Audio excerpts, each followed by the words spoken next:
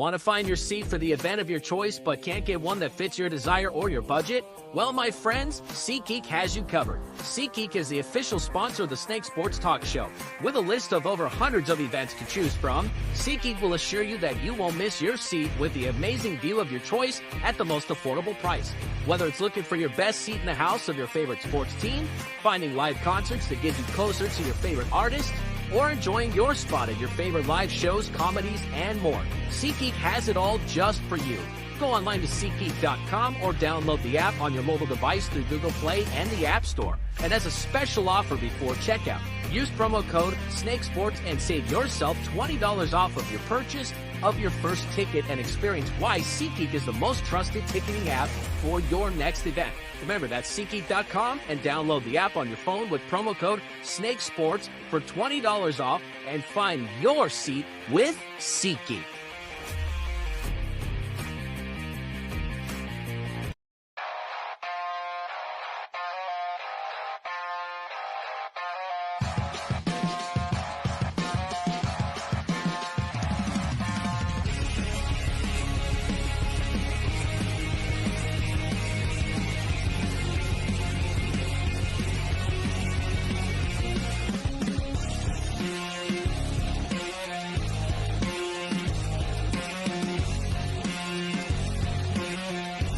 And now, broadcasting live from Las Vegas, the Snake Sports Talk Show with Jake Silva starts now. Ladies and gentlemen, here we go. We got exciting NFL talk here tonight. This is the Snake Sports Talk Show, wherever and however you may be watching and listening. Thanks for making us a part of your evening here tonight. We're live on all platforms known to man. Roku, iHeartRadio, and all social media platforms. For all of you sport fanatics, especially NFL fans out there, like, follow, subscribe, hit the bell button. We are around the corner in NFL season. Got a stacked one. I'm going to be talking Ravens. I'm going to be talking Colts. I'm going to be talking Buccaneers tonight. We're stacked on all of our interviews. We got so many great guests that's going to be coming on here tonight. And the NFL, it doesn't get any bigger and better than this, because once more, the more and more we get content every single day, we just got to talk about it. Derek Larger joining us here in about a couple minutes. So the news here tonight, the New England Patriots have sent away edge rusher Matt Judon to the Atlanta Falcons for a third-round pick. Wow. You know what's funny is that pre the draft, I had the Atlanta Falcons at the 8th pick taking an edge rusher, whether it was Dallas Turner or Jared Verse. This just made up for everything, because in that 8th pick, if you recall, they go and get Michael Penix, right? So, and it threw everybody's game off, especially the Las Vegas Raiders. Everybody's all panicking. They're going, what the hell's going on?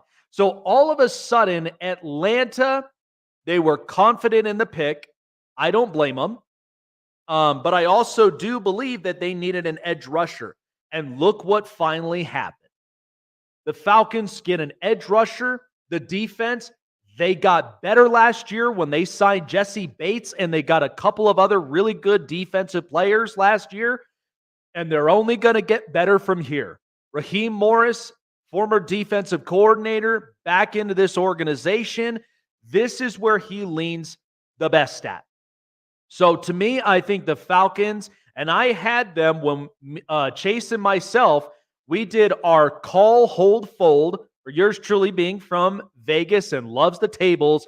I called up on the Falcons' winning total, because in the end, they are looking like the better team offensively and defensively, and so collectively this whole team will be a lot better. But I also do believe, if you look at their schedule closely, this definitely looks like a team that could win 12 games. They could be. The NFC right now, because there are a ton of hidden gems that are there, but then the NFC, it's a different expectation than the AFC. And that's where I'm going to end up discussing that a little bit more further up onto the show. But wow, the The Falcons finally get an edge rusher that I anticipated they would have got in the draft. They did not do that, and now they finally got one with Matt Judon. Initially, the Patriots are in a rebuild mode, and I think we all knew that. So they're not worried about it. And plus, I also don't underestimate the build of the New England Patriots. I really don't. They've had a defensive culture for a long time. They'll get at least a couple of other really good players, and they got Jonathan Jones and Christian Gonzalez. Gonzalez coming back from injury. I think they'll be fine. And with Gerard Mayo, defensive culture type coach, this should be just fine.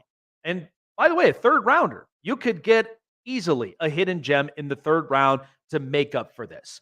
Interesting how this really kind of came about, but I think the Falcons, they're definitely looking to earn more of their win totals. It's going to be interesting how the South really builds up, but Atlanta ain't playing around. I thought Terry Fontenot, what a business deal from there. They get their edge rusher, and they ended up getting that quarterback they drafted in the 8th. Interesting. Wow.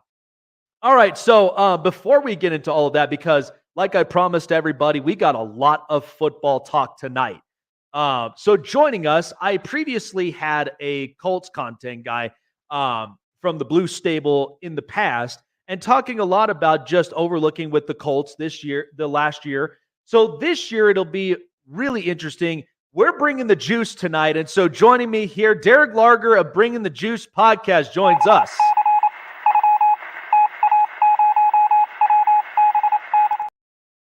Derek, well, I'm telling you right now, I think the AFC South is really cooking up, and there's a lot of competition to go around. The Texans start beefing up. The Titans, I think, have figured out their offensive line from both their tackles, and then the Jags, they were on a hot streak, and then all of a sudden they fell off. Now they're trying to really redeem themselves after last year, but then there's the Colts.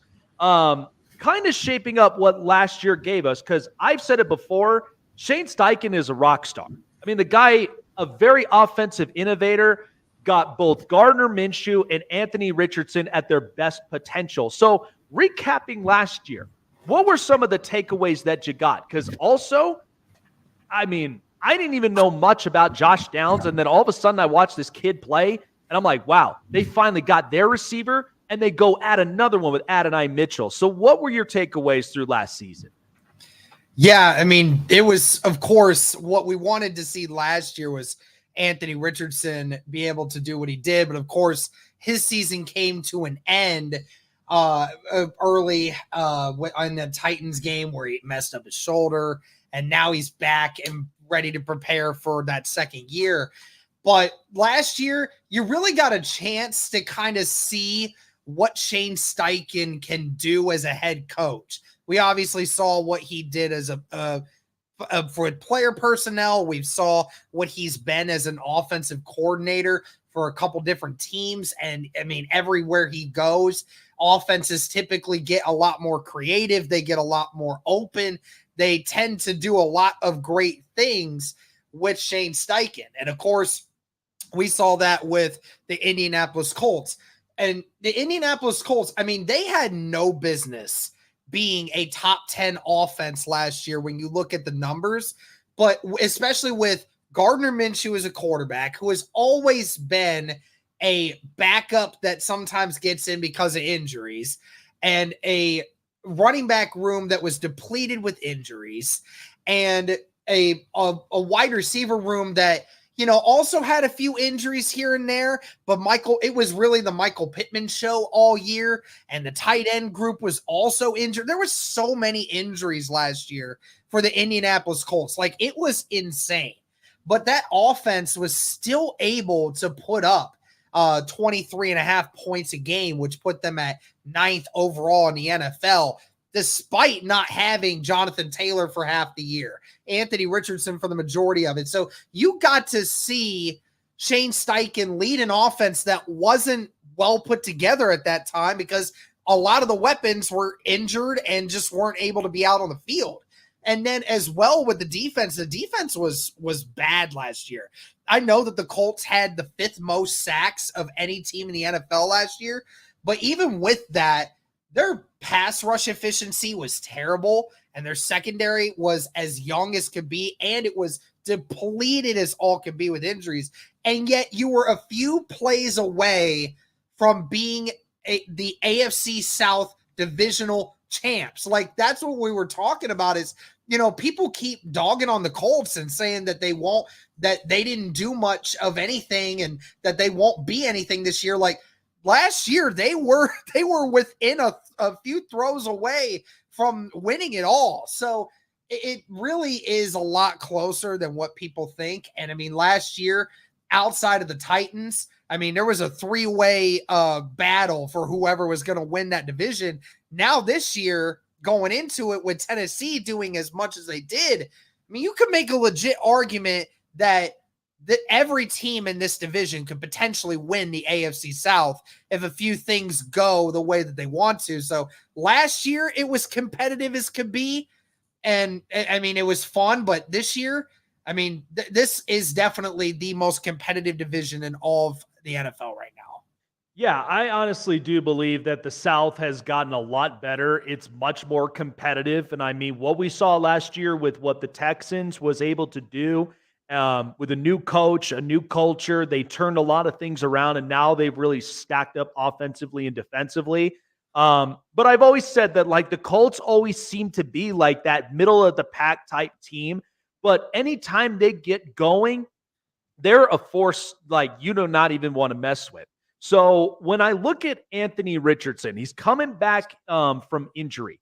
And my thing with him is that he's a tough build. He's somebody that I think you could really utilize a lot of his legs, but he also has a very accurate throwing arm. So when you think of his campaign this year, is this kind of something that we're awaiting to see Anthony Richardson fully hit that peak of his potential? I mean, it'll be tough to say that this year we're going to see the peak of his potential. I think this year is just going to be a warm-up. I mean, remember, this guy is only 21 years old, and he is super young. I think he just turned 22, if I'm not mistaken, which, I mean, ironically enough, it's 2 years younger than Michael Penix, who the Falcons just drafted this year. So, I mean, he is a very young guy. He was very raw coming out of college. And so he has a lot of things that still needs to be fine-tuned. But, I mean, his intelligence is there. His commitment to the game is there. His maturity is off the charts. And, I mean, this guy is just a football magnet. He wants nothing more than to just win football games. And that's what you want as a quarterback. And I think this year we won't even see the best of Anthony Richardson. And I think that this year he will be, if he plays at least 15 games this year, I will definitely sit here and say that he is going to be an above average quarterback. I would even suggest that he could potentially be on the knocking door of top 10 after this year. That's how high I think he can be for his ceiling. And that's not even the best that I know this kid can become, because he still has to get more accurate, which is something he's going to have to improve upon, which is fine because he's going to have some extra years to work on it.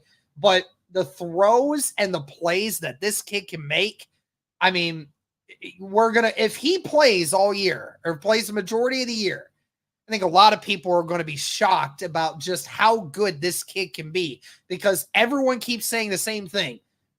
The injury. They only talk about him because of the injury and whether or not he's going to actually be good. I will remind people, last year in 9 quarters of football had 7 touchdowns. I mean, people say, oh, it was just 9 quarters.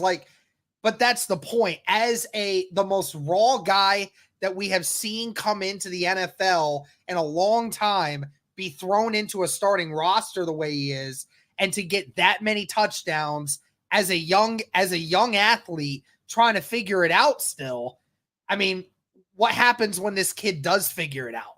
When he does figure it out, oh my gosh, the league is going to be in trouble. And I think people don't want to realize that or don't think it can happen. But this year, I'm very excited to see what Anthony Richardson can actually do. and see if, he's improved any from last year. God, quarterback play is going to be so stacked this year that there's so many names that's out there that I can't even begin to tell you just like a whole wave of new quarterbacks than what we've been used to seeing in the last few years. I'm just excited for all of them. So a player that I do believe is bound to really prove himself than where he was drafted at, Adonai Mitchell. So a lot of receivers that were taken beforehand, like Malik Neighbors and a couple others, I think people are not really paying that close of attention of what Adonai Mitchell really can mean to this offense. And knowing how clever Shane Steichen is as a head coach, where do you kind of see Adonai Mitchell really plugging into this offensive weaponry? Because after what we got from Pittman and what I got from Josh Downs, I think he's coming into a very good situation that I think Steichen really will utilize him in the best situations. Oh, 100%, because, he's coming in with all the expectations and people were talking about him through the whole draft process, but you don't have to have him come in and be the guy, right? Like you said, he's probably going to be receiver 3 on this unit, which is a fantastic thing for a young wide receiver who has all the talent in the world, but is still trying to figure out his spot in the NFL. And that's great. He doesn't have to be leaned on to make all the big plays. He just has to be a contributor. He just has to play his role. And it's going to be interesting to see what he does this year, because like you said, Michael Pittman, he's going to continue to be the workhorse. Josh Downs' role is only going to continue to rise as long as he remains healthy. Adonai Mitchell, he's been interesting, man, because him and Alec Pierce have kind of been battling for snaps right now. They'll both be used in some kind of role. I'm not 100% sure what that kind of role is going to be with Shane Steichen, but I will say this. I mean, I've been watching through training camp ever since this kid has gotten here, and I look at it and I'm like, how in the world did the NFL allow this kid to fall to 52 to the Indianapolis? I don't understand it. I know the reports came out and people were saying, oh, he has character issues, or, oh, we're worried about his diabetes that he has. He's gotten a personal chef. He's been taking his medicine. He's been on track with it. The Colts are making sure of that. And he has just been an absolute burner on the field. Nobody can guard him. There is yet to have been one person that I've seen throughout this offseason so far that has even come close to locking this kid down. I mean, he is a route technician at its finest. And we're talking about it. He should have been a first-round draft pick last year. Let's be completely honest. He should have been, but he fell all the way because a couple teams fell into the, oh, I don't know about this anonymous report stuff. And the Colts didn't buy into it. And he's looked fantastic. And I'm very excited to see what Shane Steichen does with Adonai Mitchell. And as long as he remains healthy, I mean, he's going to have a great rookie campaign. Finally, before we move on, because, I'm excited about AD, and especially with this offense. I think this is one that, the competition, you're going to see it. I mean, I believe the Texans and the Colts, they're going to battle this thing out in the South, and I do think it's going to be exciting to watch. How do you really preview the Colts this year? Because given everything that has been addressed during the offseason, in the draft, and here we are with the competition around them with the other 3 teams in this division. How do you preview the Colts this upcoming season, and where do you have them as far as record-wise? Well, I mean, for the most part, this is pretty much the exact same team as the 2023 team. I mean, Indianapolis did practically nothing in the offseason outside of draft. The main things they did, they brought in Joe Flacco as a backup quarterback, and you brought in Raekwon Davis as a backup defensive tackle. Outside of that, you just re-signed all of your guys. You brought back Michael Pittman. You brought back Kenny Moore. You brought back Grover Stewart and a couple other guys, and they redid a few extensions. So, they were really focused this offseason on just keeping the entirety of the unit of their core guys in the building, which I love and I respect that. But at the same time, it's also left you with, we have $25 million in cap still left. Yep. And we have a lot of cap still left to spend. But yet the Colts don't seem very interested in actually using it. And just off of what I was looking at before I came on here with people talking about the joint practice that they were having with Arizona, I mean, Indy's secondary was getting cooked. They were getting cooked. So, I mean, Colts fans like myself have been saying through the entire offseason that Ballard needs to do something to address his secondary, but for some reason he feels that they don't need to, when it's clear as day that the Indianapolis Colts secondary gets torched by every quarterback that we play, which is a sad reality that the GM doesn't see what the fans are seeing right in front of our very eyes. That's going to definitely be a little bit of a concern, but I will say this. It is practically the same team as last year. You won 9 games last year, but this year your head coach is a year into the system, a year more comfortable being a head coach. Anthony Richardson's coming back. If he remains healthy, his play is going to increase tenfold the quarterback play that you had with Gardner Minshew last year. If the guys at pivotal positions stay healthy for the majority of the year, like Jonathan Taylor, like the wide receiver room, like the secondary and the defensive line, if those guys stay healthy, then this team will be just as good, if not better, next year. And this is a team that won 9 games.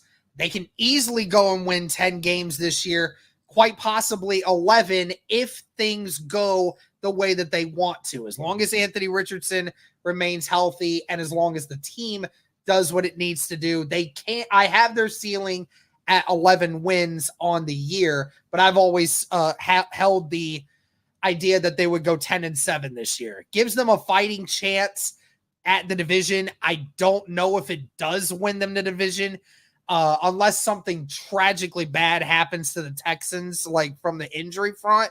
I don't know if 10 wins is going to do it for them, but it'll keep them competitive. It'll keep them in the playoff picture. I think it gets them at least a playoff win or at least a trip into the playoffs. So, yeah, 10-7 seems about right for me. I'll tell you what, though. I mean, this is my hottest take, but I do feel like in the AFC, I think we're going to get 4 teams that will end up 10-7 that I do believe are going to be fighting for those wild card spots. But that's the expectation of the AFC. It's just so stacked, it's loaded, and there's competition everywhere. So I'm excited for what the Colts are really going to bring. But Derek, appreciate you coming on by, man. Where can people find you to getting you everything, all access of the Indianapolis Colts? Appreciate it. Yeah, you guys can find us on YouTube, anywhere that you guys listen to podcasts. We're on it. Bring the Juice podcast. You guys can follow me on Twitter at Derek_Larger and follow us on X for our podcast as well at BTJ Pod.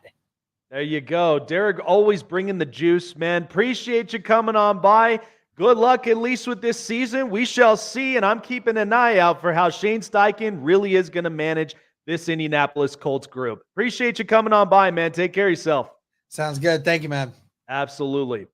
All right, moving on next, because we are so stacked with all of our interview lineups. But we're going down on the other side of the South, down into the Southeast, because previously talking with the Tampa Bay Buccaneers, I had one of the former defensive linemen, James Canada, talking about them and how well the season really was for them last year with Baker Mayfield, Todd Bowles, a defensive coordinating coach, and just how they were going to respond post-Brady. They looked just fine. And now this time around, here we go, talking a lot about the Tampa Bay Buccaneers and also a big-time sports enthusiast himself, Peter Blake with the Sports Web.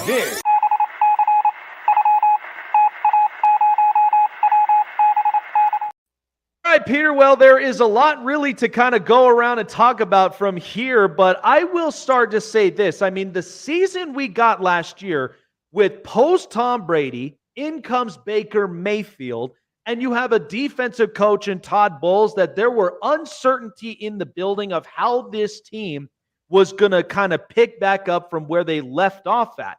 And it looked like after they won their division, which I thought the Saints were going to be competitive enough to take it, they disappointed.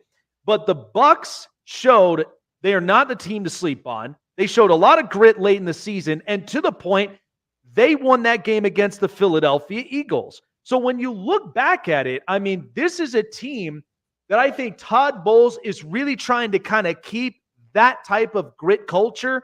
I mean, especially when you're down there, down south, up in Tampa. I mean, this is this is kind of the team that, you know, it's cocktails every morning, you know, like it's that kind, but they show they're very competitive. How did you recap last season? I mean, look, I think a lot of people didn't know what to expect. In fact, the national media was down on the Tampa Bay Buccaneers. Some outlets out there calling this team only a 2 or 3 win club. At the end of the day, they were 4-7. There was a lot of talk of Todd Bowles being fired, but they were able to rectify the ship, if you will, get back to 7-7 with a big victory over the Green Bay Packers, who, by the way, got far in the playoffs with Jordan Love there, and also beat the Atlanta Falcons for a big victory. And you're absolutely correct, absolutely blowing the doors off of the Philadelphia Eagles' domination all over the place with Jalen Hurts and that struggling offense. So the expectations down here are a lot more different, Jake, because they re-sign a Baker Mayfield, you re-sign a Mike Evans and Antoine Winfield Jr., and of course Tristan Wirfs, who may be the best left tackle in the game. So the expectations are high. The division is getting is improved, if you will, with Kirk Cousins going to Atlanta. I'm not necessarily sold on that unless he can stay healthy. You talk about the Saints. I think it's dead man walking there with Dennis Allen. He could be fired by the end of the year. And you got the Carolina Panthers, who have the Bucs' former offensive coordinator in Dave Canales, but he's never coached in the National Football League. So certainly this team can win a division. And on top of it, listen, not only did they dominate the Philadelphia Eagles in that first wild card game, but they're only a couple plays away, my friend, from being in the NFC Championship game. I absolutely agree. And especially a team that, like, the way they finished and the way that because again, I think they were very clever of at least getting rid of that rearview mirror, looking into what's in front of them, like what they've got right now. I thought that was very impressive that they were able to silence out the past, go into that season, and then really play it out to the point of where nobody even expected that. But yet it turned into a great story in the end because it was Baker Mayfield's redemption year. And just, I mean, Mike Evans, I'll get to that in a second, but the fact that he's played with a smaller quarterback before, with Johnny Manziel in Texas A&M. So it's like, you know, he's so familiarized with it. But what I'm thinking of with the defense, I've been saying this here up on the show. I felt like Tampa, they got rid of the old contracts. This is much like what the Buffalo Bills did with all their defensive players, getting rid of guys that we know that were more injury prone. They were expensive. They needed to move off of, and they needed to get younger up onto this. How do you anticipate this defense? Because I feel like you get rid of the old contracts, you bring in the new young from the draft or guys in their second, third year, and really truthfully try to develop this defense to where you are still kind of keeping that kind of defensive juice like we'd have in the past. Yeah, it's interesting because you get rid of Shaq Barrett. Of course, he retires from the National Football League. You had JPP, of course, Sue. You get rid of those contracts, and you get Kalijah Kancey, who could definitely be a building block if he can stay healthy. You saw flashes of brilliance with him last year, you know, before the season being compared to Aaron Donald. You could see why the Bucs made him a first-round pick. You have a Yaya Diaby, who showed when he got the opportunity to make things happen. He definitely did that. Vita Vea cut down about, 20, 30 pounds. So he's a svelte Vita Vea now, about 305, 310. Remember, he played about 340. So there's a lot of excitement when it comes to this defensive line. A lot of question marks, though. They do draft Chris Braswell out of Alabama. They're expecting big things from him because Joe Tryon Shoyinka hasn't been productive enough. You move on from Carlton Davis. You move on from Devin White because it was a distraction last year and it was completely out of position. You replace him with KJ Britt playing beside a Levante David, and now you got Zion McCollum and Jamel Dean. And, of course, the under-the-radar move for that back end, Jake, has to definitely be Jordan Whitehead combined with Antoine Winfield Jr., who didn't get the respect around the National Football League from his peers for the Pro Bowl. I have no idea why, because you turn on the tape and Winfield Jr. definitely made things happen. But Jordan Whitehead coming back to the fold here, I'm telling you, it's going to make that back end that much stronger. I really do believe so, because especially when you move on from a Carlton Davis and you have familiarity and the connection. Can't stay healthy. He can't stay healthy. Yeah. He's on Detroit Lions. Look, he is one of the most talented corners in the league. There's no denying that. He's been able to shut down wide receivers, but the problem is he could never stay healthy. And, they have to have that availability. So they drafted a kid by the name of Zion McCollum in the 5th round. They have high expectations. Jamel Dean, they signed him to a contract extension a couple years ago. He kind of have a down year, so there's a lot to be expected. But you're exactly right. You have to move on. And it's been a quiet offseason, unlike it was last season, because you weren't sure who the quarterback was. You weren't sure who the offensive system, Dave Canales running this first team offense at the end of the day.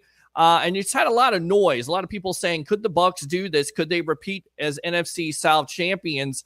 And now the expectations, like I said, coming in, the energy, there's something different about the Tampa Bay Buccaneers. And you can't put your finger on it, but it seems like there's confidence. It doesn't seem like it. There is confidence in that building. I've been over there. I cover them. And there's an electricity with this Bucs team and with this Bucs fan base.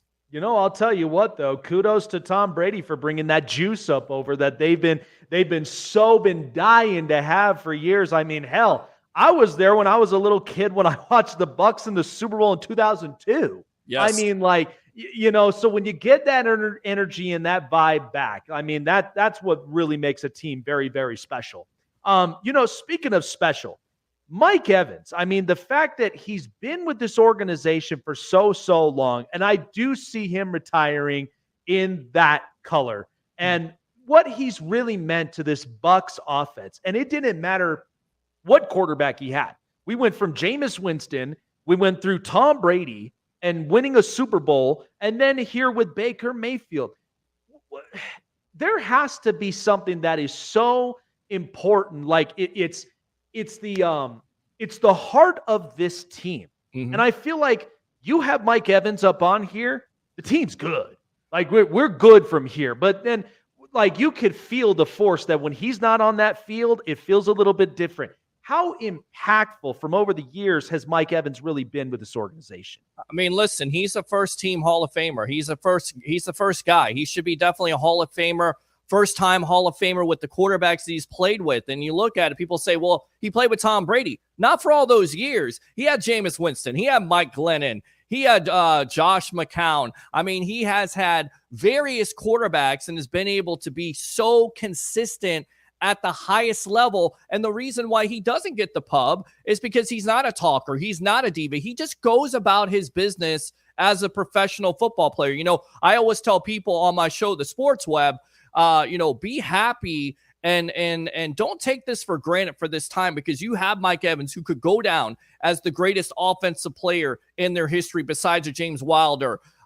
You have a guy that goes about his business as being a professional, like a Chris Godwin. When you have two wide receivers, and we all know this, Jake, that wide receivers are all divas. They have that diva mentality. You had Antonio Brown here. He was definitely a cancer. You got him out of that locker room. Mike Evans doesn't grow on trees, and he just continues to get better and better. And there was some thought that he could go and get bigger contracts from the Kansas City Chiefs and from the Houston Texans, and even goes on to talk about this a week and a half ago, how his wife swayed him to said, let's get it done here in Tampa. His relationship with not only the organization, but Jason Light and how he takes care of his own players sealed the deal. And I know there's a lot of Bucs fans that were fretting it, but as we say down here, trust in Light, believe in this organization, because if you take care of your business and you go about it in a professional manner, He'll get things done. He'll take care of you. And it was great to see Mike Evans get it done here in the next 2 years. He'll definitely surpass Jerry Rice. Knock on wood. Hopefully he can stay healthy. He's been able to do that. And he's definitely going to go down as a Hall of Famer. And who knows, maybe he plays past 2 years, because you watch him last year, he could definitely still separate. He could still catch the ball consistently. He still has some of those drops, but overall, one of the most consistent, if not the most consistent Tampa Bay Buccaneer of all time. Now, I know, as for somebody being deemed America's honesty mind, but also somebody who has a tendency to have to look very further ahead. Like, I got a crystal ball that I'm trying to figure out the future up on this. I know I may be thinking too far ahead, but I know they drafted Jalen McMillan, and the young kid from Washington. Yes. I think he's going to very much plug into this offense very well. But say if it came to a point that if Evans put the cleats up, do you think that's kind of an idea in the Bucs on the back of their mind that they may potentially look for their next successor at some point down the road in the wide receiver group? Absolutely. I mean, the wide receiving room is deep. I mean, like you said, you have Evans, you have Godwin. He's coming up on a contract year. They're going to put him back in the slot, look for him to really stand out. Only had 2 touchdowns last year. You talk about McMillan out of Washington. If not for the injury, most likely he would have been higher on these draft boards, and everything from training camp. Every time you see number 15, he's catching passes. He's making things happen. And they also have a kid by the name of Trey Palmer, who they drafted out of Nebraska. And if he can get his hands consistent, and he can be more consistent with his route running and not necessarily giving up on routes because he has speed to burn, you definitely have a future there. To answer your question, I think they anticipate, having a good decision here. If Chris Godwin has a good year, they're going to have to figure out if they want to sign him long-term, if they want to let him go, if they want McMillan to replace him, or do they want to keep this wide receiving room intact to give all the weapons you can to Baker Mayfield?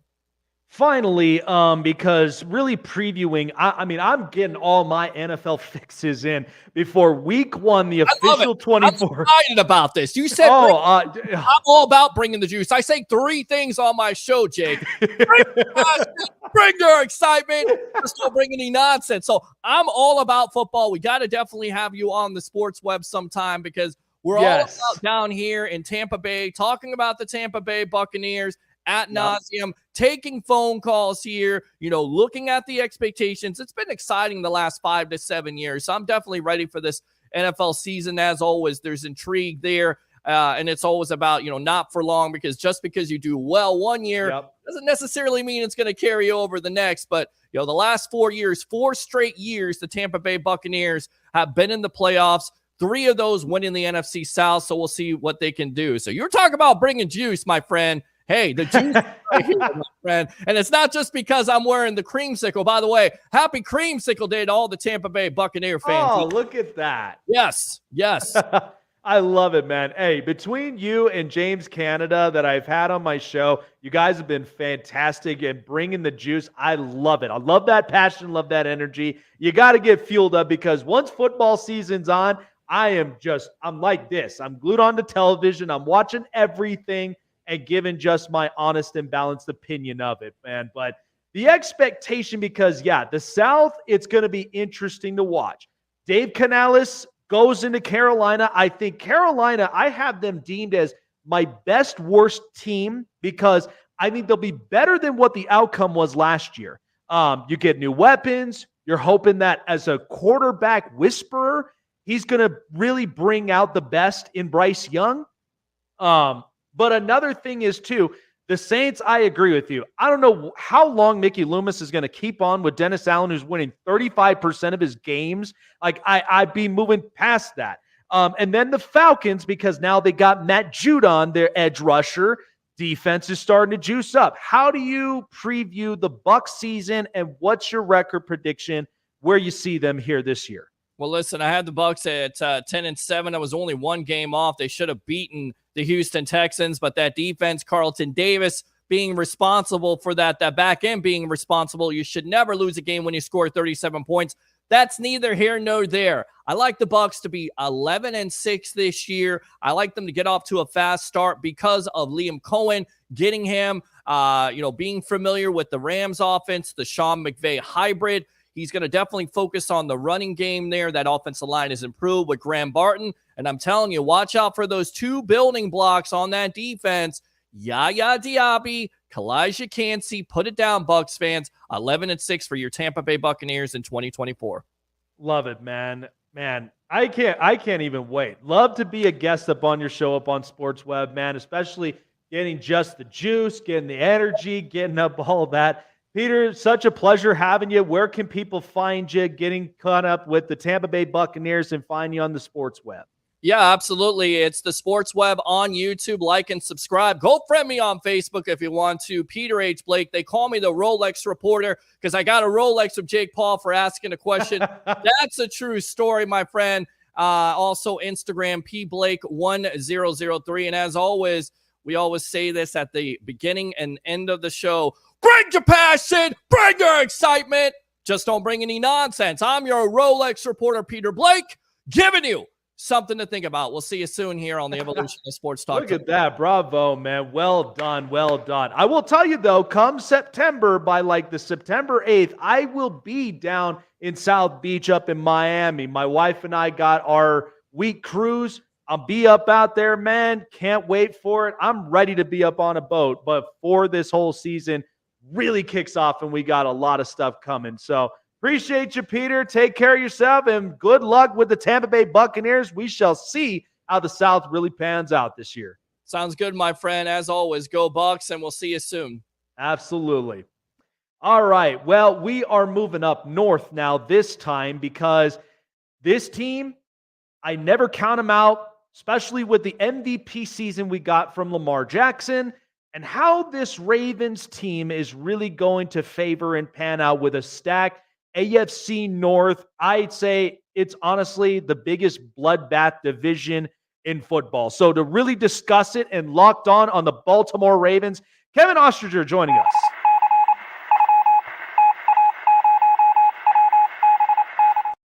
Well, Kevin, I mean, there's no better way to explain, the AFC North and just the state of this because, I mean, the Browns just extended JOK. They're keeping their defense locked down. Pittsburgh walks in now with a quarterback because they don't want to look like they're mediocre at that position. And then there's the Bengals with Joe Burrow bleaching his hair. I mean, the Ravens got pretty much a handful going into this season, right? Yeah, this division to me is the best in football. I wouldn't be shocked if all four teams came out with 10-plus wins because that's just how it feels this season, especially with the Ravens being the best team in the regular season last year. They obviously lost some pieces, but they did end up coming back with Derrick Henry to bolster their run game even more than it already was. But you're right. I mean, Cincinnati getting Joe Burrow back is a big deal, bleached hair and all. And then you have Pittsburgh with their quarterback situation. Cleveland, it all kind of hinges on Deshaun Watson, it feels like, and if Nick Chubb can come back at full strength. But, man, this AFC North division is going to be tough this season, and it kind of makes it difficult to pick a winner because of just how talented every team is. Oh, yeah, absolutely. And especially because I got everything. I've got quarterback, I've got offensive weapons, I got a defense. And, all these coaches, I mean, yeah, Mike Tomlin's never lost a season. And you got Kevin Stefanski, who worked with literally no quarterbacks, and yet they still ended up with 11 wins. So it's like there's such quality coaching up in there. So recapping with the Ravens, because in your honest perspective, I gotten a couple of, I've listened to both stories up on this when it came to the MVP race. I love Lamar Jackson, and I feel like you get a quarterback who's winning you 75% of your games, and especially with how elusive and how he really distributes the ball. I mean, the guy hardly loses, and you could tell with how this offense flows with him, where some on the other end, they were talking about the MVP race, and they felt like, well, Josh Allen had a shot. Christian McCaffrey had it. In your defense with the MVP in Lamar Jackson, what's kind of the best way you can really properly detail it for our audience here and really kind of get a perspective what that looked like in that MVP race. Yeah, I think for Lamar, there's always a conversation for him about his passing statistics because with the quarterback position, obviously you expect guys to throw for 300, 350, 400 plus yards a game. You got the 3 passing touchdowns in there. And that, I think, is what makes a lot of people's MVP when it comes to the quarterback spot. But Lamar is more of an eye test quarterback when it comes to those numbers because he can go 15 of 17 for 200 yards, throw 2 touchdowns, and the Ravens can win by 30 points. And I think that is when you talk about most valuable player, Lamar's a guy in that offense that isn't asked to throw 35 times a game. It's a run-first offense, and that's why, to me, I think in the national scene, Lamar gets punished for his rushing ability because he's a quarterback. He has to throw the ball, right? That's what he has to do. But I don't care, Jake, if you run the ball for 6 yards or throw the ball for 6 yards, you're getting 6 yards. If you run the ball in, you throw the ball in, you're getting 6 points. So I don't really care when it comes to that type of thing. I think it's a testament to Lamar that he can be so effective both with his arm and with his legs. So obviously there were arguments for a lot of players last year for MVP. Lamar obviously was one shy of having his second unanimous in the league. That award, there's only been 2, Lamar back in 2019 and Tom Brady. But it feels like to me with Lamar, you have to kind of take him at face value, but then go beyond the stat sheet a little bit. Talk about efficiency in those numbers. And I also think with Lamar's playoff narrative, people, it's, Lamar with these playoff stats, why is he winning MVP? The MVP is a regular season award. And during the regular season, Lamar, to me, was the best player in the league. You can throw Tyreek Hill up there, right? I think, in the NFL Top 100 certainly said Tyreek was number 1. And I don't dispute that whatsoever. I'm not mad at that selection. But I think to me with Lamar, he might not throw over 300 yards a game. He might not have 5,000 passing yards per season, but he makes the Ravens exponentially better. And you mentioned it right at the top there. The Ravens win games and they win them by a lot of points with him at the helm. And because of that, he also takes a lot of quarters off. Fourth quarters, he's not up in there. He doesn't get the opportunity to go and throw for more passing yards. So it's definitely it's a multi-tiered argument for Lamar every single season because he is not, he's breaking the mold of what a quarterback is. Still has great arm talent, but obviously there's a lot more to him as well. Yeah, and I've always said this because, like our good friend Cam Newton, when it comes to game changer and game manager, I always say that, look, if you're able to manage with both running the football and throwing it as well as Lamar Jackson does, and yes, he throws the ball so well for a running back talent, as most people would think. But, he just really manages the game in such a different way. And I think with how Todd Monken really has managed this offense, I think this is one I'm excited for because Zay Jones, another year on his belt now. Mark Andrews, which, by the way, thank God he's okay because for the news we got, that's pretty immaculate. He got out of there with not a scratch or any of that. But to have him back and then Isaiah Likely, I think this Ravens offense really is going to pick up where they left off. Now, defensively, this is quite a challenge, knowing in the division and as much of a gritty type of division it is in the AFC North. You lose a defensive coordinator with Mike McDonald going to Seattle. You lose Patrick Queen going to the enemy territory in Pittsburgh. And then there's Geno Stone going to Cincinnati. So before I get into that draft pick, because I want to know a little bit more on your thoughts on it, but when you look at the defense as a collective and from a collective scale, this is a team that never gives up in any given Sunday at all. They play their hardest 110%. Do you think this defense will be fine because of just the subtractions we got this offseason and how you really kind of see this playing out? I do think they'll be okay. And you can't understate the losses. Obviously, Baltimore's going to have to rely on a lot of young talent to come in there because they didn't go out there and replace a guy they lost with a veteran 1-for-1 every single move. This is kind of the year of promotion for a lot of these younger players. They drafted Trenton Simpson out of Clemson last season. He kind of took a year behind Roquan and Patrick Queen. And then now he's stepping into Patrick Queen's role. You mentioned, we'll talk about Nate Wiggins a little bit more, but he's the guy that's going to have to step up for Ronald Darby, Odafe Owe, for Jadeveon Clowney. It's all these younger pieces that are going to have to elevate their games. And on a contending team, that certainly can come with some risk if it doesn't pan out the way that you particularly need it to, because vets are kind of the, I guess, sure thing where not every vet pans out, but they've been there, they've done that, they have that experience relying on guys who haven't had a ton of playing time. There can be a bit of a learning curve. And speaking of, Jake, you mentioned it with Mike Macdonald. I think a lot of people here in Baltimore feel like that was Baltimore's biggest loss this offseason, where he was such a talented coordinator here in Baltimore. Obviously, went up to Michigan for the season with Jim Harbaugh before coming back to Baltimore to take on the defensive coordinator role with John. But he really found his groove. And there was really, as the season went on, as the playoffs went on, there was that feeling here that, okay, this is probably the last stand. And that's why I think the championship game stung so much, was because the roster felt perfect, the coaching staff felt perfect, and they couldn't end up getting the job done. Now they go internal. They bring in Zach Orr, who's a first-time ever play caller, any level. He's never called plays before at any level. Did play for 3 years with the Ravens. He was an all-pro in his final season before retiring due to a neck injury. But there is some risk in that as well, where I think by the end of the season, we'll be talking about this defense as a top 5 unit at the minimum again. But the Ravens have to open up against the Chiefs in the opening game of the season. They have Dallas in their first 5 weeks, Buffalo, Cincinnati. The defense will be fine because, again, while people are looking at the Patrick Queen loss and Jadeveon Clowney and Geno Stone and all those are big losses. But I think in some circles they're being talked about like they lost Kyle Hamilton and Roquan Smith and Justin Madubuike, and they haven't lost those guys. Those are kind of the lifebloods of the defense. And by the way, if you want to become the defensive coordinator of the Ravens, just be the inside linebackers coach, because these past 5 promotions have been from within, all of them. So that's the job I'm applying for next, actually, is because I know what my path would be. My promotion would be up there, but they love the system. That's why they moved internally. I don't expect much of the system to change, just to add on Zach Orr's personality and kind of acumens into it is what I think is going to be the biggest shift for that unit.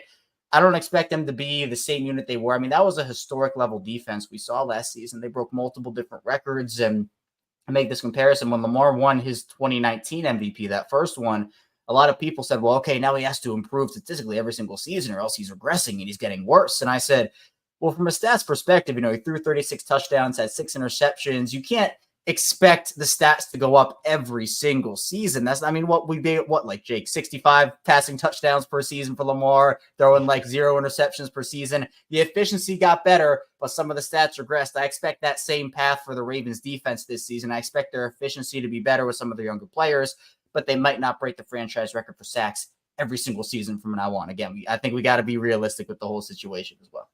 Oh, absolutely. And talking about the top draft pick, Nate Wiggins, I mean, the way that I broke it down, because I had top 10 draftees coming in this year that I think really are going to be a fun watch, interesting to kind of see how they develop into an NFL level kind of caliber. And the thing I broke away with Nate Wiggins is that you're not going to look at a guy that like a Quinion Mitchell, who is basically a ball hawk, that's going to be there going and getting the interceptions. But what I got was, this is a guy who acclimates so well to man-to-man coverage, a guy that will, even if you get passes deflected and all the rest of it, it's good enough because it's only pissing off the opposing offense, especially your receivers. But I felt like that week 1 preseason was a pretty impressive showing. I mean, the guy showed that he is much like what Baltimore standard is, plays hard, pisses off opposing offenses, and he just gives you that kind of energy and vibe. How do you really break down Nate Wiggins here and plugging in with Marlon Humphrey and this Baltimore secondary? Yeah, I think this was a needed addition. Corner was certainly on the list of needs for the Ravens, and this is kind of what the Ravens do, where an immediate need, it wasn't, because you had Marlon Humphrey, you had Brandon Stevens, like you mentioned. But this is what the Ravens do, is they go off of their board and best player available. And so you slot in Nate Wiggins, and they love running these 3 cornerback rotations on the outside. So with Humphrey, Stevens, and Wiggins, those 3 will be able to rotate in with whoever Baltimore's slot corner is. The speed is what pops out about Nate Wiggins, though. Sub 4.3 at the 40. He's a guy that has incredible recovery speed as well. He does get beat sometimes. Every corner does. But the difference with Nate Wiggins is he's able to recover faster than most cornerbacks in the league. So when you talk about how these offenses are being built today, Jake, it's about trap team. You know, these guys accumulating all this speed on the offense. I mean, the Ravens will have to see it in week 1 with Kansas City, with some of the guys that they got, Xavier Worthy, etc. You want to have a guy in your defense that can be able to catch up with those guys, work with those guys, and not be mismatched in those situations. So Wiggins is a tough player. He plays with physicality. He's a competitive guy, has that swagger to him. He'll talk. He says he loves the whole trash talk element of it, which he's put on full display over the course of training camp and the preseason so far. The thing with him, though, is the frame. He's a little bit on the slender side, doesn't have the biggest frame in the world, and I think that's what everybody's talking about here, is that in the NFL, you got to put on some weight to be able to hang with a lot of these other NFL wide receivers. But the thing that he and the Ravens will have to, I guess, determine, this will probably be an offseason question for next year, but what weight do they want him at? What weight does Nate Wiggins want to be at? Because if you put on the weight, obviously you don't want to lose the speed. There has to be a happy medium and a balance of what does Nate Wiggins feel comfortable playing at. But for this season, I expect there to be some problems with maybe bigger and stronger receivers, but he'll have no problem staying with guys. And again, he goes in there, he makes tackles, he wants to be involved in run support. And we had another corner here in Baltimore, Marcus Peters, all those years ago, it feels like, he was also that like slender, slighter frame guy. The difference is that he made business decisions. He didn't want to be involved in the run game. You know, he sometimes let a guy run past them. Sometimes he wasn't involved in a play. Nate Wiggins doesn't play like that. He has that competitive fire. And so I expect him to fit right in. He had a great preseason opener. And I think that's one of the bigger storylines of the NFL over the first week of the preseason. But again, it was the best player available selection for the Ravens. And I expect him to contribute over the next handful of years for them. And especially if he can get going during his rookie contract, it's a pick that I think will pay off in the long run. 2 questions here for you before letting you go. So you open up with the Kansas City Chiefs, and we know last time being here in this setting, that was a stinger. And I found myself questioning, because watching the Ravens play, they ran the football once and then didn't even turn to what was working for them all season long. So there's a lot of that question mark. Now we come into week 1 against Kansas City, knowing there is revenge in this game, and there is one that they are really trying to take notice on, that Kansas City, like, this is a team that's obviously got a ton of targets behind them. How do you really preview this week 1? And does this game itself really kind of redeem them, and how important will it be facing against the defending champs? I think, to me, I mean, everybody talks about the revenge.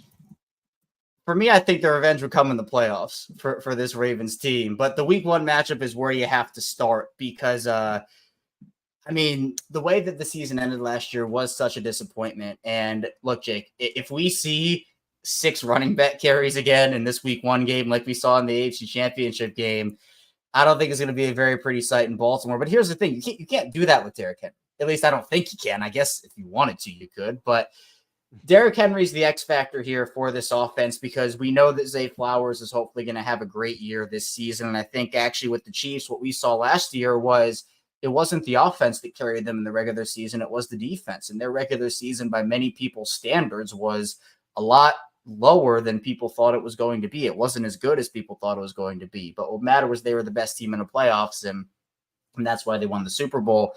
But the interesting part here is Marquise Brown, who obviously is a former Ravens, signed with Kansas City in the offseason. Again, does not look like he's going to be available for that game. Obviously, it's possible, but with the injury he suffered, that timeline is looking a little iffy there. So that brings it down to Rashee Rice and Xavier Worthy on that Chiefs team. Obviously, the big matchup, though, that I'm looking for, Kyle Hamilton versus Travis Kelce, I think is going to be absolute fireworks for the entirety of the game. We saw that during the AFC Championship. And one underlying story is, I don't know if you saw this or remember it, Jake, but beginning of the AFC Championship, before it started, Justin Tucker and Travis Kelce and Patrick Mahomes had a little dust up when they were doing some warm-ups. Justin Tucker was trying to warm up, where the Chiefs were doing their warm-ups. Kelce and Mahomes kicked the gear, threw it aside.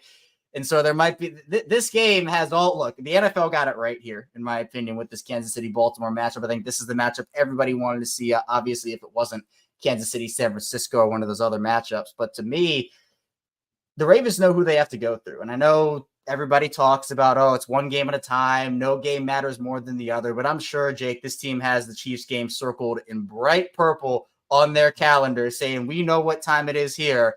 But again, if they make it to the playoffs and there's a rematch, I think that is where the Ravens will understand, like, we have to get through this team. We know that this is the last step for us. And obviously with Lamar Jackson, him being 27 years old, every year that they don't make the Super Bowl, every year that they have a disappointing season, it wastes another year of his prime. And we're getting to the point where it's like with any quarterback, right? How many more years do you have with a guy? For Lamar, could be 5, could be 10. We don't know. But that's the thing. You don't know. So you want to maximize it when you can. Yeah, that's why, I mean, it's called not for long with the NFL, because usually a lot of this stuff, it doesn't last for long. And in the end, you got to start thinking way ahead and thinking about the future, you know? And so I agree with you. I think the NFL really did get this right. And this is why the NFL's king. This is why the viewerships go up. The sports betting goes through the roof. I mean, I know I live here in Denver now, but living in Vegas, when the sports books would be lighting it up, I mean, everybody's there watching these matchups and hoping they're winning big, you know, this week. So finally, kind of previewing this division. Now, unfortunately, my co-host not being here, but he's a diehard Cleveland Browns fan, but he's very reasonable about it. He gets excited about the AFC North so much this year. So knowing with how powerful that the AFC North is, like I said, the Steelers, they knew we're not walking in the season with a mediocre quarterback. We need to get one. It didn't matter what we need to get, but we need one. And then all these other teams as well. How do you preview this AFC North, and how do you preview the Ravens record this upcoming 24 season? Yeah, to me, this division, again, and we talked about it at the top, it is so talented. I think, to me, the biggest boost for any team will be Joe Burrow coming back. And I think that's pretty obvious. I mean, he's a star quarterback. And they were able to make some noise with Jake Browning in there, but obviously Jake Browning is not Joe Burrow. I do think, though, the intriguing team to me is Pittsburgh, and we don't know what the Brandon Ayuk situation looks like. Is he going to stay in San Francisco? It seems like it's really down to San Francisco and Pittsburgh, but if he does go to Pittsburgh, that's a big get for them, because I don't, here in Baltimore, Jake, we have heard forever how this Ravens team has the worst wide receiver group in the NFL, and they can't do all that. But Pittsburgh, to me, it's George Pickens, and I don't know who the heck's that. It might be Van Jefferson at this point. I don't know who it is. So I think, to me, they needed anything other than Kenny Pickett or Mitch Trubisky. Just any slight upgrade, because that defense is so good. Mike Tomlin works his magic every season. And while the Russell Wilson experiment was a complete failure in Denver, and Justin Fields obviously didn't work out in Chicago, that's a pretty sizable upgrade from what they had last season. And I think that speaks to just how bad their quarterback play was. So Baltimore is a team that I think, to me, is still my pick for a division winner. But I honestly see it in a tiebreaker situation where it's going to come down to something like Baltimore and Cincinnati have the same record, but it comes down to conference or division record and that extra tiebreaker on top of it. I think Pittsburgh will not be far behind. And then Cleveland, I think, will still be good. But to me, it all hinges on Deshaun Watson, and he hasn't really shown anything outside of that one game against Baltimore in his 2 years in Cleveland to show that, does he have any of that Houston magic left in him? Because Cleveland's defense is incredible. They added Jerry Jeudy to that wide receiver group. But if they don't have the quarterback, I mean, they got Joe Flacco magic last year, and it was better than what they saw from Deshaun Watson. So, I mean, if that doesn't kind of tell you where he was or what he was doing in Cleveland, it hasn't been great. So this is going to be a much different AFC this season. We saw quarterback injuries run rampant last year, and Baltimore didn't really have to deal with that with Lamar being able to stay healthy. But with a lot of those quarterbacks coming back, I still expect Baltimore to win the division, but I'm going to say it's going to be a 12-5 record for them. It will be a harder path, but I think that will mean they're more battle tested for the playoffs, which sometimes can be a really good thing. Very impressive stuff, man. I mean, like I said, between you and also previously on my show that I had Engraven from Engraven Bids. Yeah. Man, I mean, you guys are putting in the best quality content up out there for getting me ready for Ravens football. So I cannot wait. This NFL season is just so stacked. I think it's by far the largest I think we've ever had in previous years watching the NFL. I think because new waves of quarterbacks, new waves of just different style of play, rule changes. I mean, the NFL is just going to be, it's going to be unbelievable. I think this is going to be a great, great 24 season. But appreciate you, Kevin, for stopping by. Where can people find you? And, of course, getting locked on those Baltimore Ravens. Absolutely. Appreciate you having me, Jake. This was a blast. You can find me over on Locked On Ravens. We do Locked On content over there, of course, for the Ravens 5 days per week. So you can subscribe over on YouTube. You can follow along anywhere you get your podcasts. So Apple Podcasts, Spotify, wherever. I also write over at the Ravens Wire for USA Today for my written content. You can find my written work over there. I also do video content with Bleacher Report. So if you want that, it's over on the Bleacher Report app. And then on the Ryan Ripken Show, we talk Orioles, we talk Ravens, NFL, all sports. So I'm very entrenched in the Baltimore sports community here, but at least both teams are good now. Usually it was the Orioles would be bad, then we'd just be like, where's Ravens season? Now the Orioles have led us up into Ravens season very nicely with how good they are this year. I'll tell you what, man, if the Orioles season, if they get as far as they do, that's got to be some extra added juice to give for the Ravens for them to really go off this season, if that's the case. Yeah, the Orioles visited Ravens practice today. So, I mean, they do a lot of cross stuff together. I'm sure, the Orioles, if they're a playoff team, which I expect they will be, obviously, I'm sure some Ravens people will be out there. So it's a fun time to be a Baltimore sports fan, Baltimore sports creator, man. It's awesome. Absolutely, man. Appreciate you coming on by. Enjoy the rest of the week, and good luck to the Baltimore Ravens this year. I'm excited because I just think this AFC North is going to be a complete bloodbath, but it's certainly going to be a division well worth watching. Appreciate you, man. Take care of yourself, and we'll see you soon. You too, Jake. Thanks so much. Really appreciate it. Absolutely. Yeah. See this, guys. We've just been stacked all night long with great interviews. NFL season around the corner. I can't get enough of it. There's just so much of just NFL insights and, analysis to really go around and to at least be around with people that have great insights with just with just the really interesting stuff that I've never really thought of before. It just opens your mind up to it. This is why I've always had a rule, never be rigid. Don't explore different ideas and really open your mind up to different perspectives. That's why this show is here. So really appreciate all the guys for coming up on here tonight. But yeah, official. Matt Judon, an Atlanta Falcon now for a 3rd round pick. Unfortunately, JJ McCarthy, torn meniscus. He's out for the entirety of the season. But you know what? I don't think it's necessarily a bad thing when it comes to his development, because I do believe he'll still be a guy learning the playbook as much as he will. And at the same time, he'll be very, very prepared for what, the next season's going to be. I mean, between him and Michael Penix, it's going to be interesting to watch. So, I feel bad for the Vikings with having him out, and then Jordan Addison is hurt. All the rest of this stuff, it's not good. I may have to message up to my good friend Rap, man. He gives me such good Minnesota insight, but I'm sure he's probably feeling a lot of this stuff. Still trying to keep his energy up, but I'm sure he's definitely feeling a few stingers or two.